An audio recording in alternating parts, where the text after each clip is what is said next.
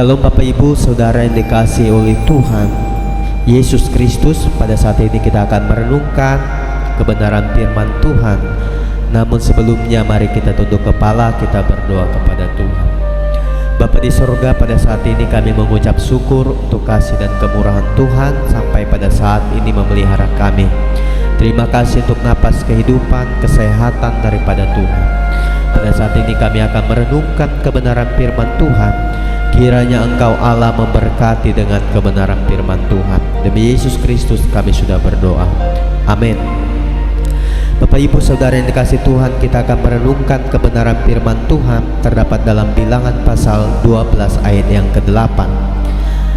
Begini firman Tuhan, berhadap-hadapan aku berbicara dengan dia terus terang, bukan dengan teka-teki, dan ia memandang rupa Tuhan. Mengapakah kamu tidak takut mengatai hambaku Musa? Bapak Ibu Saudaraku yang kasih Tuhan Yesus Kristus, tema perenungan kita pada saat ini menghormati hamba Tuhan. Menghormati hamba Tuhan. Saudara yang dikasihi oleh Tuhan, Tuhan berdaulat memilih siapa saja yang menjadi hambanya dengan segala potensi dan keterbatasan yang dimiliki hamba Tuhan itu. Lalu bagaimana sikap kita terhadap orang pilihan Tuhan? Sikap yang benar adalah, saudaraku dikasih Tuhan, menghargainya sebagai pribadi yang dipilih oleh Tuhan dan mendukung dalam segala bentuk pelayanan yang sudah dipercayakan Tuhan. Mendengar dan menghargai, menghormati hamba Tuhan berarti kita juga mendengar dan menghormati Tuhan yang sudah memelihara hidup kita, saudara. Musa dipilih Tuhan bukan karena ia lebih baik daripada Harun dan Miriam, melainkan karena Tuhan memiliki rencana yang indah terhadap dirinya dan umatnya Israel, saudara. Sebagaimana Miriam dan Harun juga pun memiliki kekhususan daripada Tuhan. Harun menjadi juru bicara Musa, menyampaikan pesan Allah. Dalam Keluaran pasal 4 ayat yang ke-14 sampai ayat yang ke-16. Dan Miriam juga memiliki kekhususan dengan jiwa seninya memimpin para wanita Israel memuji Tuhan. Dalam Keluaran pasal 15 ayat pertama sampai ayat yang ke-18. Saudaraku dikasih Tuhan Yesus Kristus, oleh sebab itu bagaimana sikap kita terhadap hamba Tuhan yang terkadang, saudaraku kasih Tuhan, salah terhadap orang pilihan Tuhan.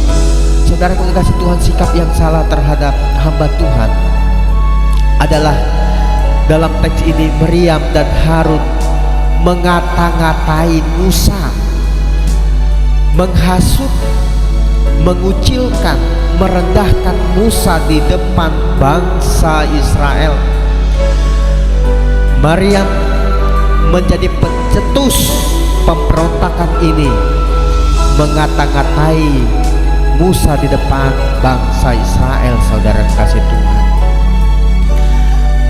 Mereka mempertanyakan bagaimana Musa ini seorang pemimpin yang benar atau yang salah, yang pemimpin yang tidak benar di mata bangsa Israel, dan Musa tidak cocok menjadi pemimpin mereka, saudara.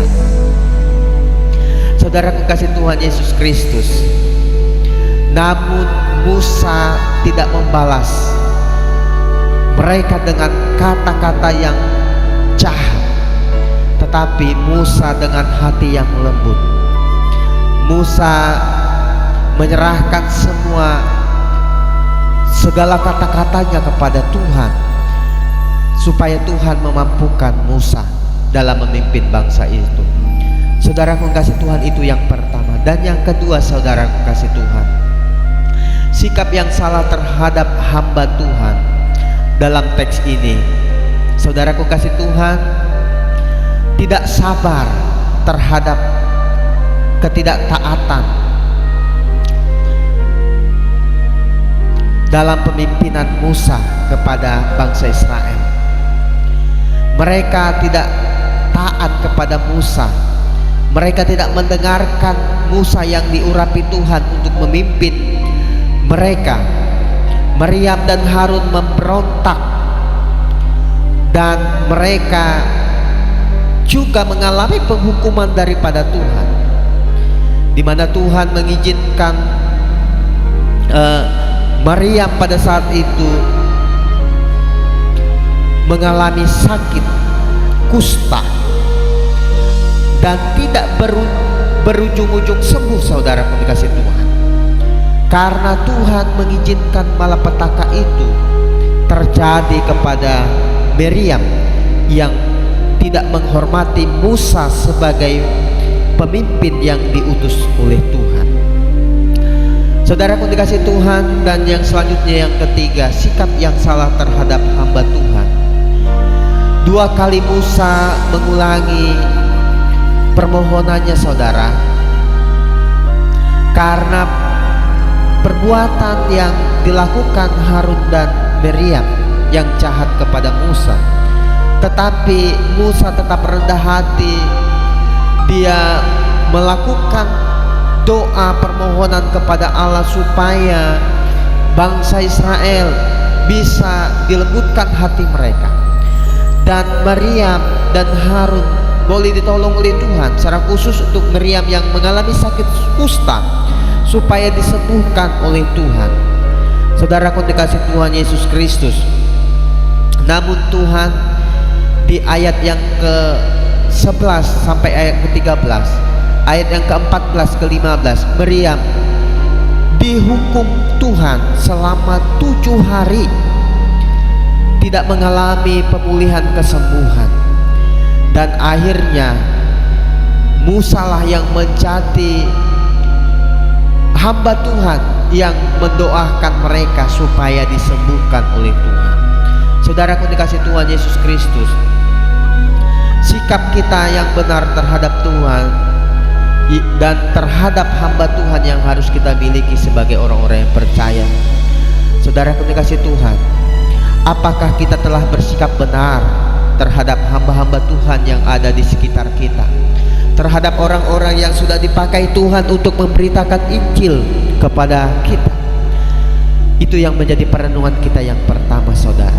Dan yang kedua, saudara kasih Tuhan, apakah kita menyadari ada konsekuensi bila mana kita bersikap tidak benar terhadap hamba-hamba Tuhan yang dipakai Tuhan, yang dipilih Tuhan? Bisa saja kita mengalami celaka, bisa saja kita mengalami sakit penyakit, bisa saja kita mengalami berbagai macam kutuk karena kita jahat, tidak menghargai hamba Tuhan yang sudah diutus Tuhan. Dan yang selanjutnya yang ketiga, sudahkah kita memiliki hati yang lembut sama seperti Musa, yang mau mendoakan orang jahat kepada kita, yang mau mengasihi orang-orang yang tidak mengasihi kita? Bapak Ibu kasih Tuhan, biarlah kebenaran firman Tuhan sungguh menjadi berkat. Amin. Shalom.